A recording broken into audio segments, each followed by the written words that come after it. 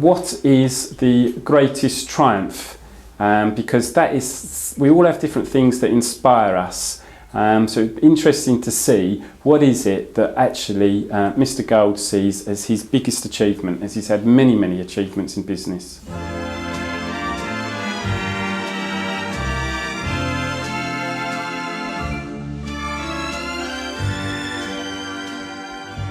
So the next question, what moment in business sticks in your mind as being the greatest triumph, something where you actually felt maybe, I don't know whether it was that day when you walked in as the chairman of West Ham, or when you realised that Ann Summers could become an iconic brand, or just starting out, that first maybe sale, I know, on a market stall. Is there any moment that you remember and think?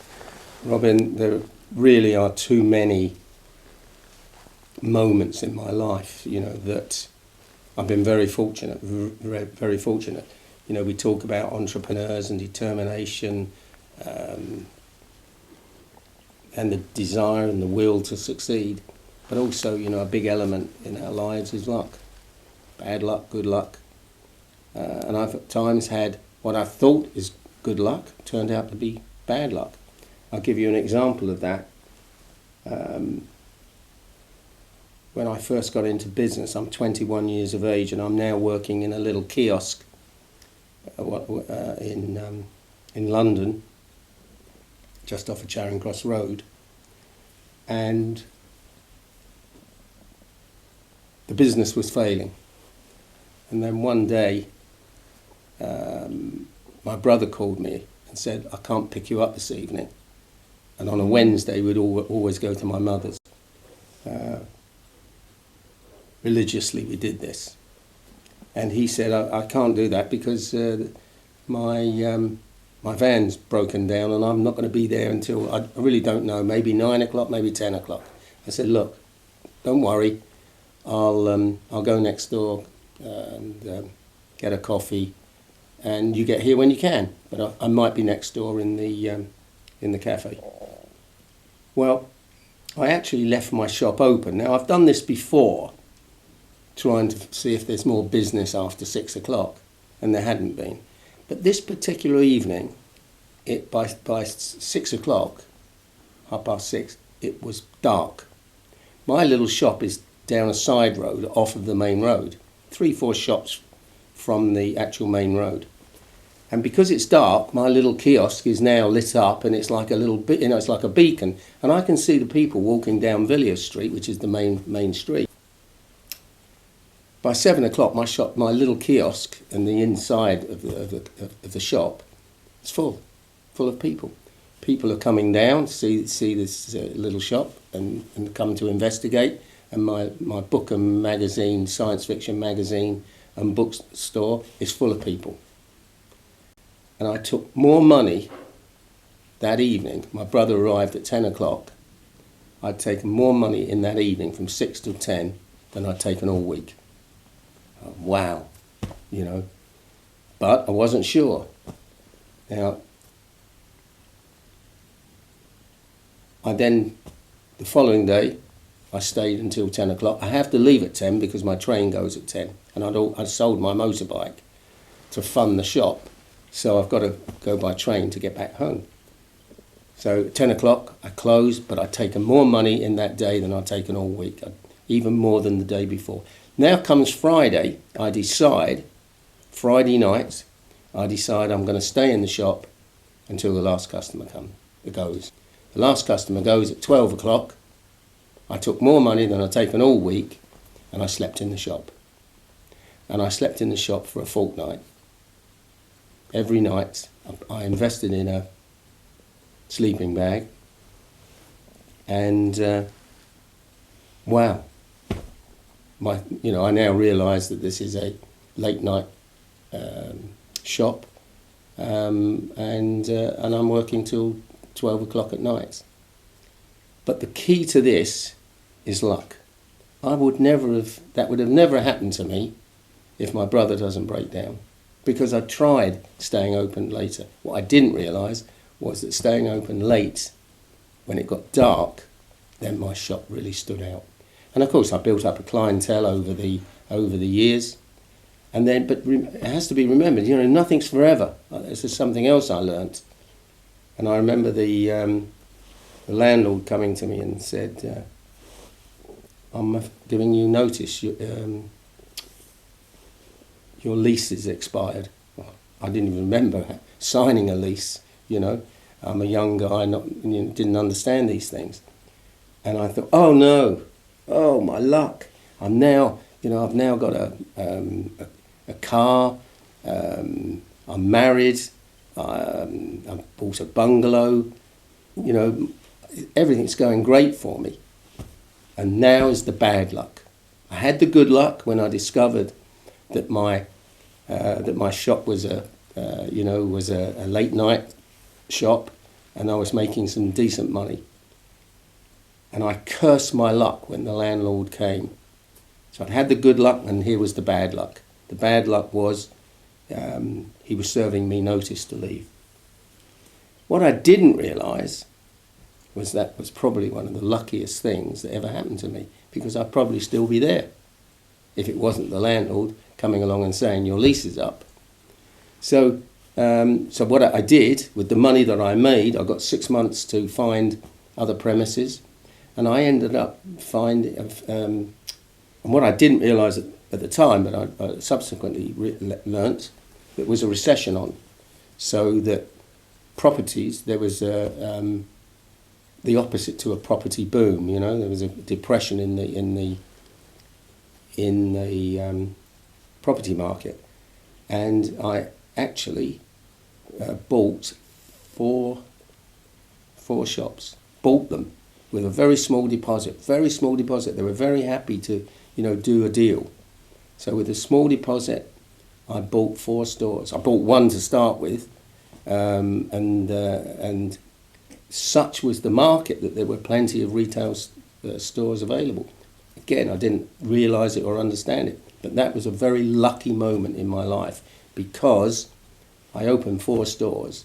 2 of those stores I had up until 5 years ago, one of which I sold for 5 million.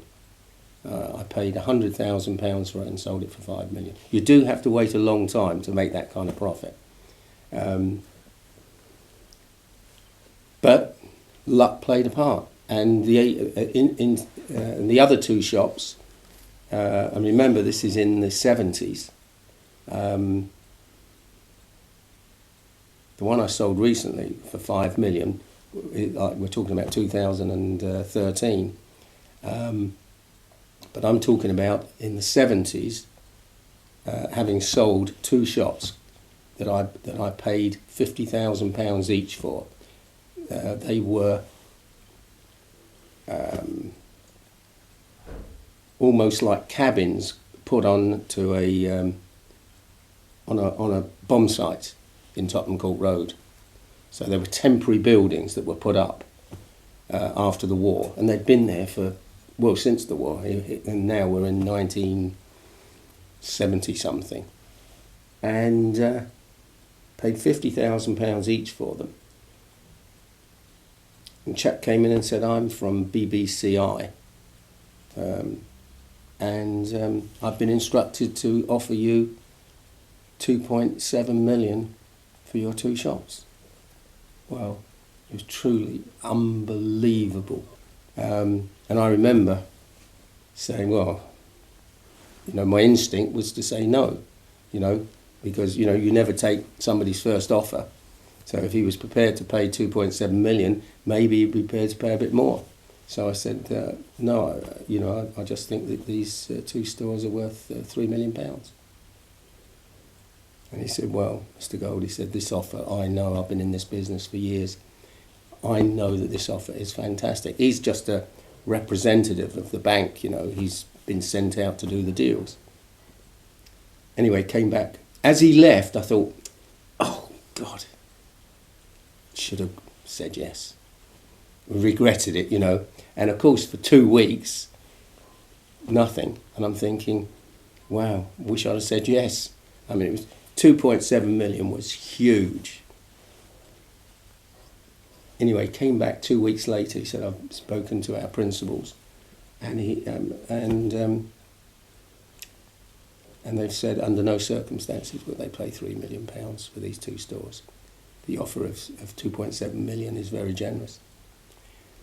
And he was right, they never did pay 3 million.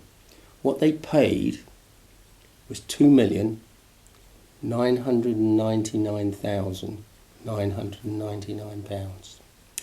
And I learnt something that day. Pride plays a big part in our lives.